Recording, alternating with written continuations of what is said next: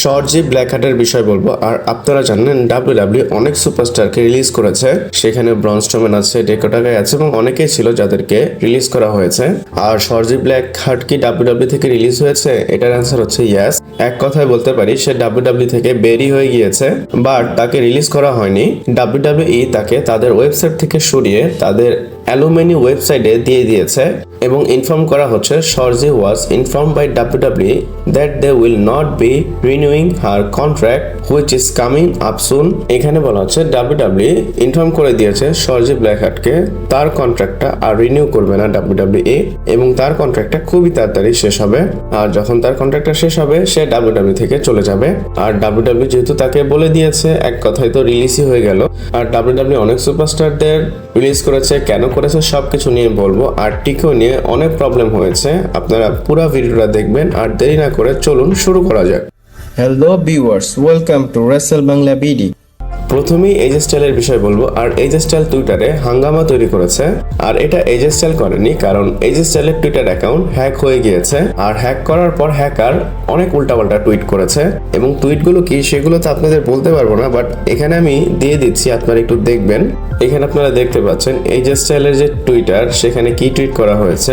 এখানে সে প্রথমে বলতেছে যে হিটলারের সাথে সে আছে এবং জুইসদের সে মেরে ফেলবে, সে হিটলারকে সাপোর্ট করে। তারপর আবার ভিন্স ম্যাকম্যানকে ট্যাগ করে বলে don't think we forget about your, মানে তার যে একটা লসুট হয়েছে সেটার কথাই সে বলতেছে।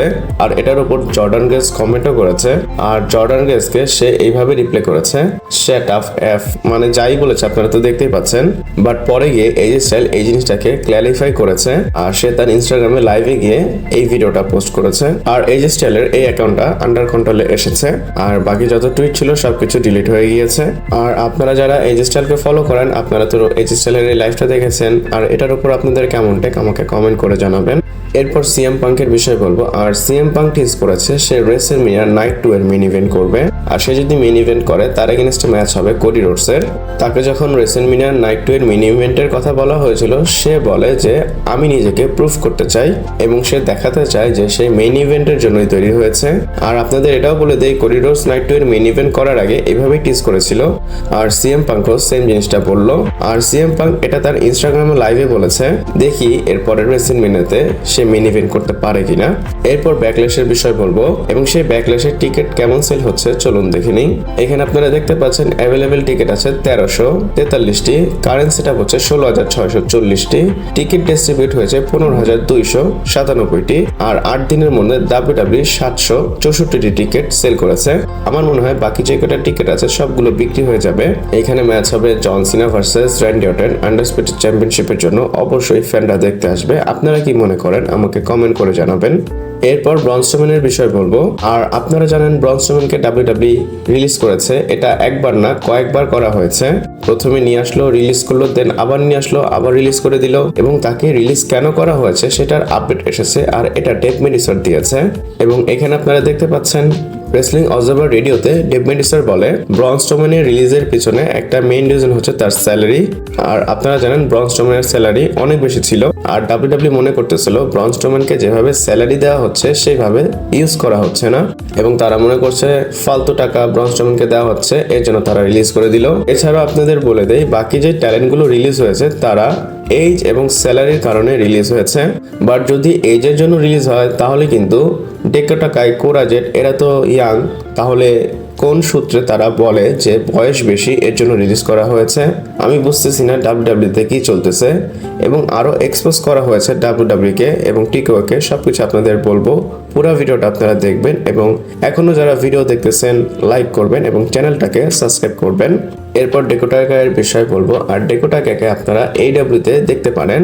আপনারা জানেন যখন তাকে রিলিজ করা হয়েছিল প্রথমবার তখন অলরেডি সে এইডাব্লিউর সাথে টকে ছিল।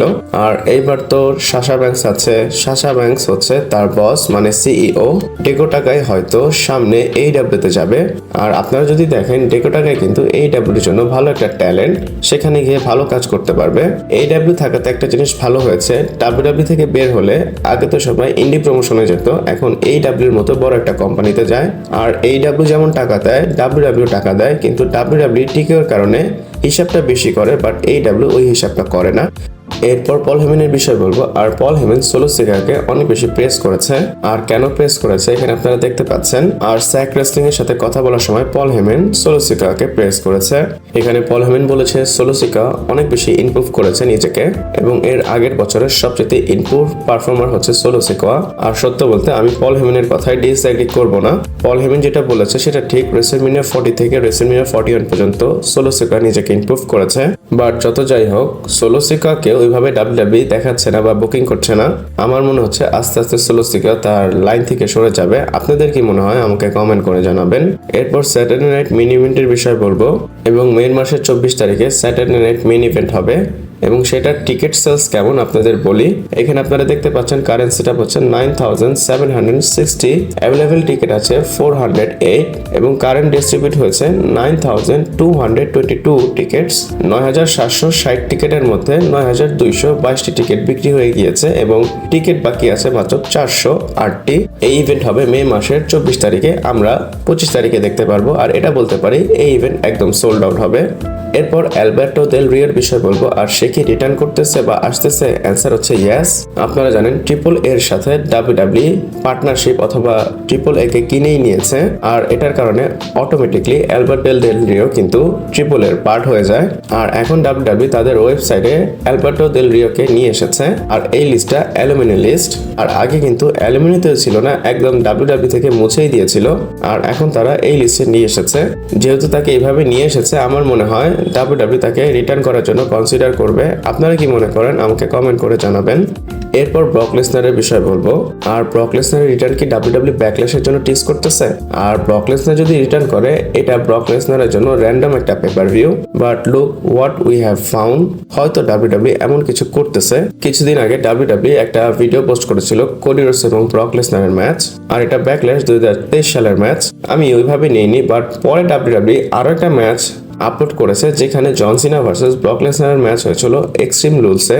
আর দেখেন ডাব্লিউডাব্লিউ যেই 2-3টা ভিডিও পোস্ট করলো ব্যাকল্যাশের জন্য সেখানে কিন্তু দুইটাতেই ব্রক লেসনার আছে। এবং আপনাদের এটাও বলে দিই সামার স্ল্যামে 22-তে ব্রক লেসনার যখন এসেছিল তখন কিন্তু অনেক সুপারস্টারকে রিলিজ করা হয়েছিল। কারণটা কি জানেন?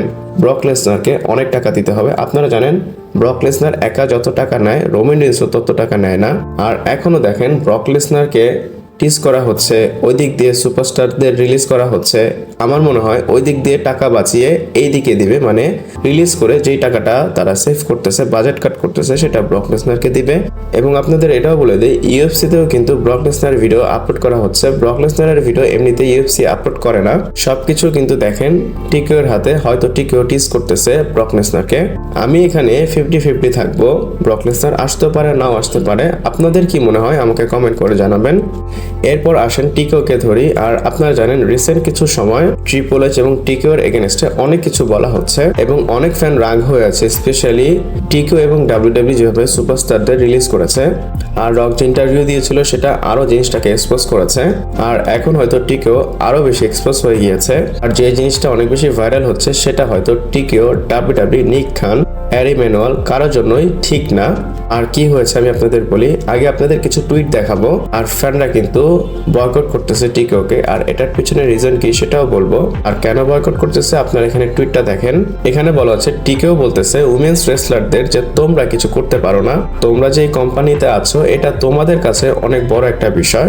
আর কোরাজেট একটা টুইটে রিপ্লাই করে বলেছে ডাব্লিউডাব্লিউ যে বস আছে তারা বডি শেম করেছে উইমেন্স রেসলারদের, এর জন্য জিমে এক্সট্রা ওয়ার্ক করতে হতো উইমেন্স রেসলারদের।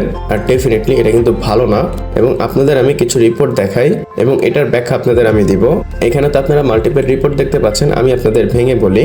এখানে বলা হচ্ছে আমরা যতটুকু বুঝলাম এখানে ট্রিপল এইচ এর কন্ট্রোল আছে, বাট অতটুকু কন্ট্রোল নেই যে সে বলবে যে রিলিজ করবা না তাহলে রিলিজ হবে না।